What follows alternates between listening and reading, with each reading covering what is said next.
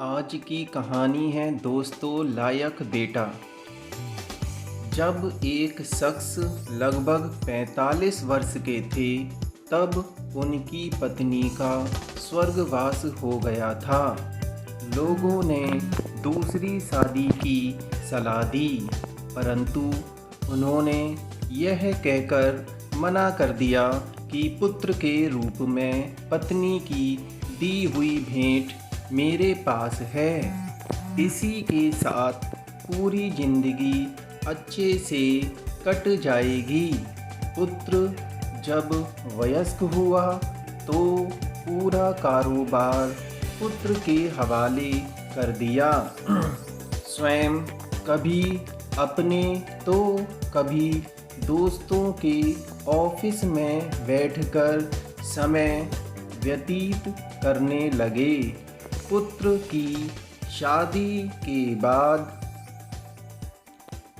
वह और अधिक निश्चिंत हो गए। पूरा घर बहू को सुपुर्द कर दिया। पुत्र की शादी के लगभग 1 वर्ष बाद दोपहर में खाना खा रहे थे।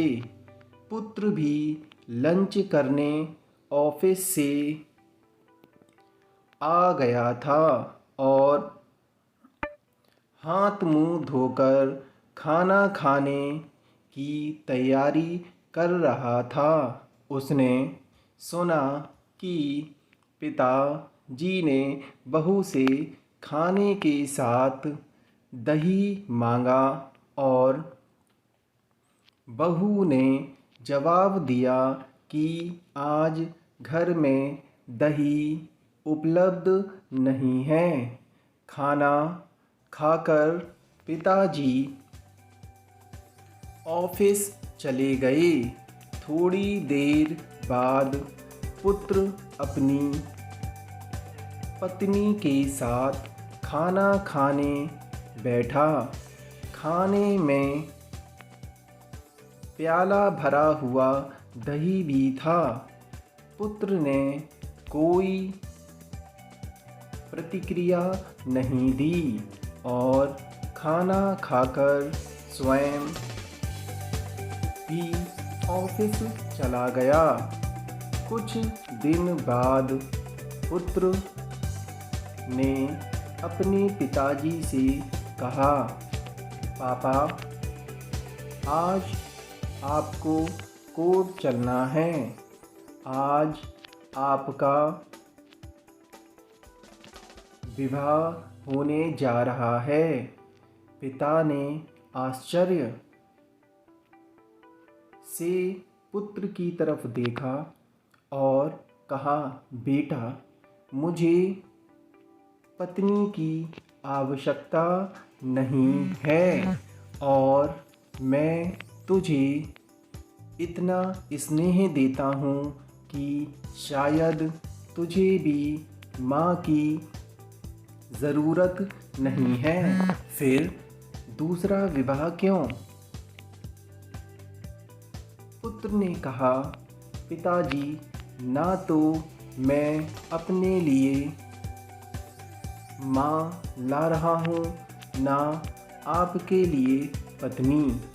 मैं तो केवल आपके लिए दही का इंतज़ाम कर रहा हूँ। कल से मैं किराए के मकान में आपकी बहू के साथ रहूँगा तथा आपके ऑफिस में एक कर्मचारी की तरह वेतन लूँगा ताकि आपकी बहू को दही की कीमत का पता चले।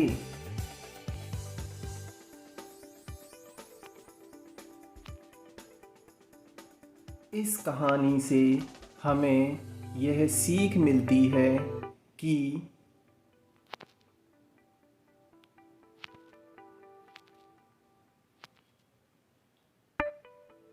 जिस माँ बाप ने हमें काबिल बनाया है, हमें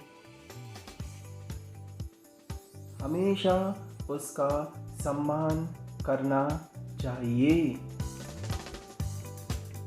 फिर मिलेंगे दोस्तों एक नई कहानी के साथ। धन्यवाद।